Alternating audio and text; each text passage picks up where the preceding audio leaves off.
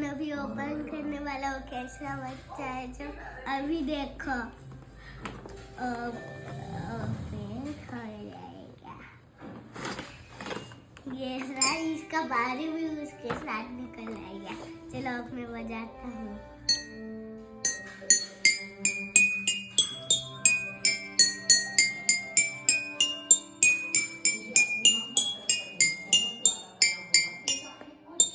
आप लोग भी ऐसा वाला करना, ये बिल्कुल टूटता भी नहीं है, बस ऐसा बट्टा बट्टा रहता है।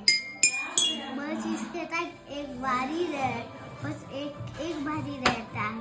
इसके बाद एक ऐसा करने के लिए नहीं है, और एक में है, और एक में ढूंढ रहा था जो मुझे नहीं मिला।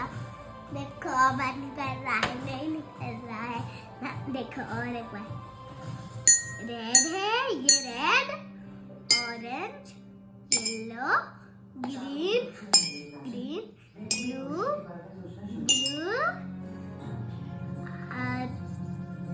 पर्पल और पिंक हो गया। अब अभी पिंक से स्टार्ट करते हैं। Pink, purple, blue,